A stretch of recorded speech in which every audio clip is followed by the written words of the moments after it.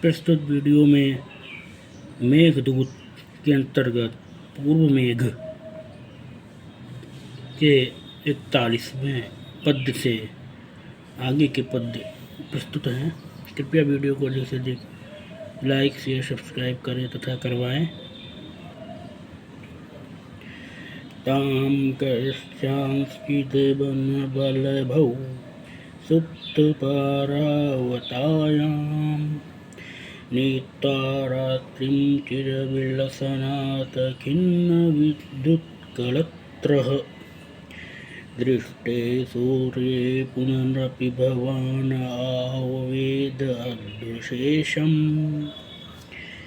मन्दायन्तेन खलु श्रीदाम् अभ्युपेतार्थकृत्याः। चिरवलसनात् बहुत समय तक चमकने के कारण से खिन्न विद्युत कलत्र थकी हुई विद्युत रूपी पत्नी वाले भगवान आप सुप्त पारावतायाम सोए हुए कबूतरों वाले कस्याश्चित् बलभौ किसी महल की छत पर ताम रात्रिम नीत्वा उस रात को व्यतीत करके सूर्य दृष्टे सूर्य दिखाई देने पर अथवा सूर्योदय होने पर अर्धशेषम वह ये शेष यात्रा संपन्न करना शेष मार्ग की यात्रा संपन्न करना सुहृदाम अभ्युपेतार्थ कृत्याः क्योंकि अपने प्रिय मित्रों का दायित्व स्वीकार करने वाले लोग न मंदायन्ते खलु उसके प्रति कभी शिथिल नहीं होते हैं, सावधान नहीं होते हैं। तस्मिन् काले नयन सलिलं योषितां खण्डितानां शान्तिं नेयं प्रलयविरतो वर्तं भानोस्त्यजाशु प्रालेयस्त्रं कमलबदनात् सोऽपि हर्तुं नलिन्याः प्रत्यावृत्तस्तैकररुधि स्यादनल्पभ्यसूयः। तस्मिन् काले उस समय अर्थात सूर्योदय के समय प्रणयी भी प्रीतमों के द्वारा खंडिता नाम योषिता नाम अपने खंडिता नायिकाओं के नैन शलीलम शांतिम नयम नेत्रों के अश्रुओं को शांत करना होगा उनको। अतः भानो वर्तम आस्तः तुम सूर्य के मार्ग को यथाशीघ्र छोड़ देना त्याग देना। नलिन्या कमलिनी के कमलबदनात् कमल रूपी मुख से प्रालय अस्त्रम हर्तुम ओस रूपी आंसुओं को पोंछने के लिए प्रत्यावृत्तः सह वापस लौटा हुआ वह सूर्य भी त्वयि करुरुधि तुम्हारे द्वारा उसके किरण रूपी हाथों को रोक लिए जाने पर अनल्पभ्यसूयः स्यात् अत्यंत क्रोधित हो जाएगा। गंभीरायाः पयस्य सरितश्चेतसि प्रसन्ने छाया आत्मा अपि प्रकृतिषु भूगोलस्यते ते प्रवेशम् तस्मादस्याः कुमुदविषिदान् अर्हसितं न धैर्यान् मोघीकर्तुं चटुलशपर उद्धर्तन प्रेक्षितान्। गंभीरायाः सरितः प्रसन्ने चेतसि गंभीरा नदी के निर्मल चित्त की भांति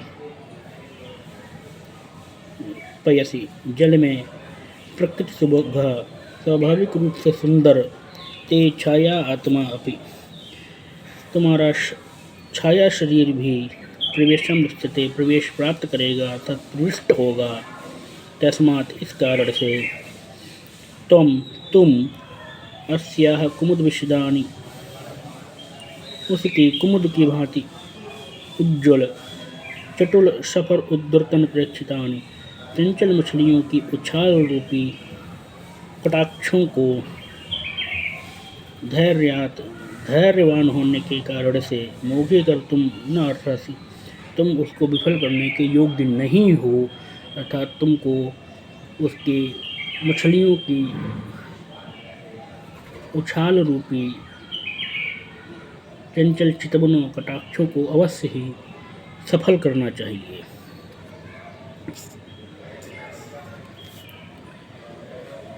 प्रस्तुत पद्य में कवि ने गंभीरा नदी का मानवीकरण करते हुए उसका वर्णन नायिका के रूप में किया है। तस्याह किंचित करधृतमिव प्राप्तवानीरशाखं हृत्वा नीलं सलिलवसनं मुक्तरोधोनितम्बं प्रस्थानमुते कथमपि सखे लम्बमानस्य भावि ज्ञाता स्वादो बिभृतजघुना को विहातुं समर्थः। सखे, हे मित्र, प्राप्त वाणीर शाखम, बेतों की शाखाओं तक पहुँचे हुए, किंचित कर धृतम, मानो हाथ में कुछ पकड़े हुए, मुक्त रोधो नितंबम, तट रूपी नितंबों को त्यागे हुए, तस्याह, उस गंभीरा नदी के, नीलम सलिल वसनम, नीले जल रूपी वस्त्र को, हृत्वा हटा करके, लंब मानस झुके हुए, ते तुम्हारा प्रस्थानम कथम भाव्य, प्रस्थान बड़ी ही कठिनता से होगा, क्योंकि ज्ञाता स्वादा विव्रत जघनाम ब्याह, तुम कहाँ समर्था, क्योंकि अनावृत, विवृत या विवस्त्र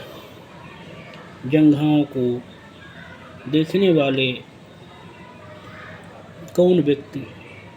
देखने वाला कौन व्यक्ति उसको छोड़ सकता है या शीघ्रता से छोड़ सकता है, अर्थात कोई नहीं। प्रस्तुत पद में कवि ने कहा है कि जब तुम, हे मेघ, जब तुम गंभीरा नदी का जलपान करके देवगिरी की ओर बढ़ोगे, तब बनगूलरों को पकाने वाला शीतल वायु तुम्हारे नीचे से प्रवाहित होगा। तन्निस्संदन उच्छ्वसित वसुधा गंध संपर्क रम्यः स्त्रोतोरन्ध्रध्वनित सुभगं दन्तिभिः पीयमानः नीचैर्वास्यति उपरजिगमिषो देवपूर्वं गिरिं ते शीतो वायुः परिणमयिता कानन उदुम्बराणाम्। तन्निस्संदन, तुम्हारे द्वारा जलवृष्ट करने से, उच्छ्वसित, वसुधा गंध संपर्क रम्य, फूली हुई पृथ्वी के गंध से रमणीय, दंतिभिः, हाथियों के द्वारा, स्त्रोतोरन्ध्रध्वनित सुभगम, नासिका के छिद्रों में शब्द के साथ सुंदर, पीयमानः, पिया जाता हुआ, कानन उदुम्बराणाम, परिणमयिता, बन के गूलरों को पकाने वाला, शीतो वायु, शीतल वायु, देवपूर्वम गिरिम, देवगिरि की ओर, उपजिग्विषोः, देव की गिरि की ओर जाने के इच्छुक, ते तुम्हारे नीचे से, वास्यति, प्रवाहित होगा। प्रस्तुत पद में कवि ने मेघ से कहा है, अर्थात यक्ष ने मेघ से कहा है कि देवगिरि के निकट पहुँचने पर तुम देवगिरि के स्थायी निवासी कार्तिकेय पर पुष्प वृष्टि करना, उनको पुष्प समर्पित करना। तत्र स्कंदं नियतवसतिं पुष्पमेघीकृतात्मा पुष्पासारैष्णपयतु भवान् व्योमगङ्गाजलाद्रैः रक्षाहेतोर्नवशशिभृता वासवीनां चमूनाम् आदित्यं हुतवः मुखे संभृतं तद्धि तेजः। पुष्पमेघीकृतात्मा भवान,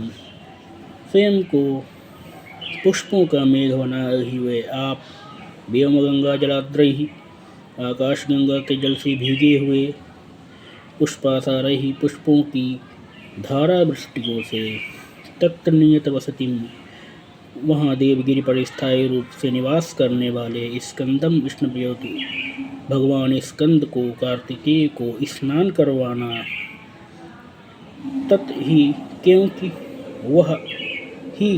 तत् वह कार्तिकेय वासवी नाम चमू नाम इंद्र की सेनाओं की रक्षा हेतु रक्षा के लिए नवशशि भ्रता नवीन चंद्रमा के धारक अर्थात शिव के द्वारा हुतबह मुखे संभृतम अग्नि के मुख में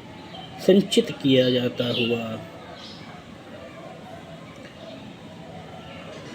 अत्यादित्यम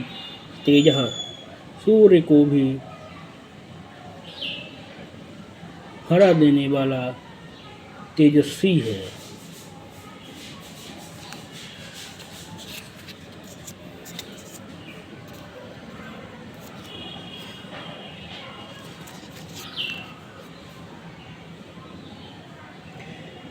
ज्योतिर्लेखवलैगलितं यस्य वर्रं भवानी पुत्रप्रेमणा कुवलैदलप्रापि कर्णे करोति दौतापाङ्गं हरिशशिरुचापाविकेस्तं मयूरं पश्चादग्रहणगुरुभिर्गर्जितैर्नर्तयेथाः। प्रस्तुत पद में यक्ष ने मेघ से आग्रह किया है कि देवगिरि पर स्थित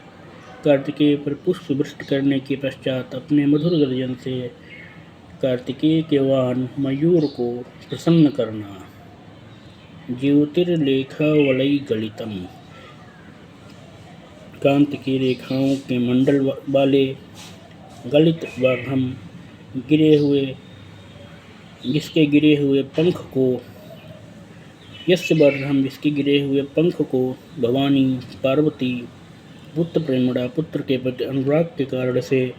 कुवलय दल प्राप्त करले करोत कमल की पंखुड़ी के समान कान में धारण करती हैं। हरिशशि रुचा शिव के शीर्षस्थ चंद्रमा की कांति से धौता पांगम मानो धुले हुए नेत्रों वाले पावके तम मयूरम कार्तिकेय के वाहन मयूर को पश्चात बाद में अद्ग्रहण गुरु भी पर्वतों के द्वारा ग्रहण करने से और भी अधिक बढ़े हुए गर्जित ही अपने गर्जन से अर्थात प्रतिध्वनित हुए गर्जन से नृत्य करवाना। प्रस्तुत पद में यक्ष ने मेघ से आग्रह किया है कि देवगिरि को पार करके तुम चार्मड़वती नदी पर कुछ देर के लिए ठहरना। आराध्यैनं शरवणभवं देवम् उल्लिङ्घिताध्वा सिद्धद्वन्द्वैर्जलकणभयाद्वीर्मुक्तमार्गः व्यालम्बिताः सुरभितनया लम्भजां मानयिष्यन् स्त्रोतो मूर्त्या भुवि परिणतां रन्ति देवस्य कीर्तिम्। एनम इन शरवणभवम सरकंडों के वन में उत्पन्न हुए देवम आराध्य देव कार्तिकेय की आराधना करके वीड़ भी सिद्ध द्वंद्वई वीड़ाधारी सिद्ध युग्मों के द्वारा जलकड़ भयात जलकड़ों के भय से मुक्त मार्ग त्यागे गए मार्ग वाले होकर के उल्लिंघिताध्वा मार्ग की यात्रा संपन्न करके सुरभितनया लंबजाम गवालंब यज्ञ से उत्पन्न भूमि पृथ्वी पर स्त्रोतो मूर्तिया परिणताम नदी रूप में परिणत हुई अनंत देवस्य कीर्तिम अनंत देव की कीर्ति को मानिष्यन मानते हुए अर्थात उसको सम्मान देते हुए या लंबे था कुछ झुक जाना।